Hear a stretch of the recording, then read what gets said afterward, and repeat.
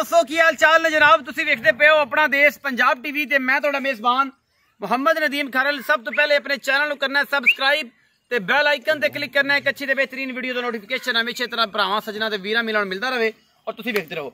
अज एक तोहफा लेके आए नीली दा, इंशाल्लाह पसंद आएगा। अगर पसंद आए तो वीडियो लाइक शेयर ते कमेंट और अपना देश पंजाब नू फॉलो और अपना देश पंजाब टीवी नू यूट्यूब ते सबसक्राइब और जनाब स्नैक ऐप ते जाके जरूर करना है जनाब, सानू फॉलो साडी वीडियो जरूर शेयर करा करो। ए जनाब दाना लेके हाजिर हुए हैं, इंशाल्लाह पसंद आएगा। ये पहलन झोटी है जी, चौगी छिगी है, कतरी कतरी मैं सिर और गोल लग गया है माशाल्लाह तुहाडे सामने। बड़ी खूबसूरत झोटी है, पहलन है को 2-3 दिन की सूई है। सजरी शाह काली इको रंग की कतरी कतरी झोटी नू सिर और खूबसूरतियां मैं दियां तुहाडे सामने ने। पिछे कट्टा है और जे नाड़वा नाल है, बोले च 8-9 किलो बोला होना है और जनाब लम्बियां चौड़ियां गल्लां कोई नहीं, लेकिन चीज बड़ी अणमुली है और सुथरी है। बाकी साझा सारिया नीली दियां, कोई वादा घट होवे ताबेदारी। लोकेशन होता आरिफ वाला नीली बार का इलाका। अलहमदुलिल्लाह पिछे कट्टा नाड़वे विच 3 दिन की सूई है। बोला पूछांगे मालक नू। 2 अरफी की गल है, लम्बी चौड़ी वीडियो नहीं, छोटी जी वीडियो। और इंशाल्लाह ये तुहानू अपना देश पंजाब फेसबुक पेज ते मिलनी है, फेसबुक पेज ते।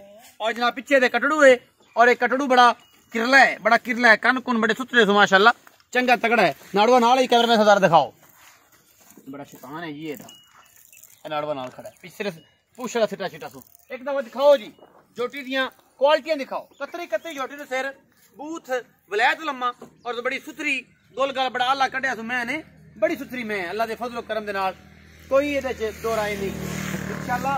और माशाल्लाह पीस ही बड़ा आउट क्लास है, जिन्ने के मैं उन्ने के पैसे मंगाने ने, लम्मा चौड़ा साहब नहीं करना। आओ जी माशाल्लाह ए ने ए कतरी कतरी सिर ऐ उत्ते सिर दादर अल्लाह दे फजल करम दे नाल इंशाल्लाह। ये बरा जेड़ा तुहाडा ही तुहाडे वास्ते काम करदा है, मेहनत करदा है और मैं कट के लेंदी बड़ी सुस्ती इंशाल्लाह। ये कोई नहीं एडे सस्ते मुल्लां दे विच असीं रखो जी बरा ते सस्ते मुल्लां दे विच इंशाल्लाह तुहानू ये कोई डंगर नहीं विखाएगा, क्योंकि साडा मयार है असीं इंशाल्लाह भरावां वास्ते सस्ते जानवर लेके आने जी। अस्सलाम वालेकुम सर। वालेकुम सलाम भाई जी की हाल है? ठीक ठाक भाई।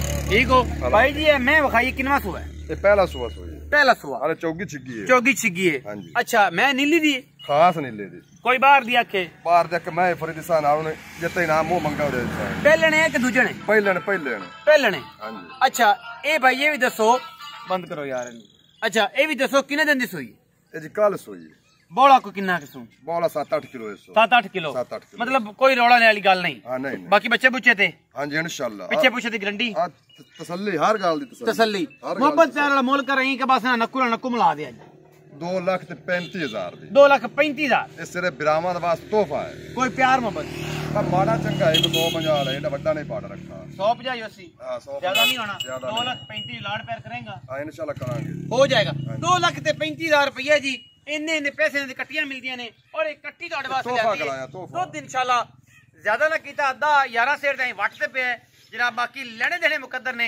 वीडियो अच्छी लगे वीडियो लाइक शेयर ते कमेंट जरूर करा जे, अपनी राय ना जरूर आगा करा जे। पाकिस्तान जिंदाबाद, पाक आर्मी हमेशा जिंदाबाद।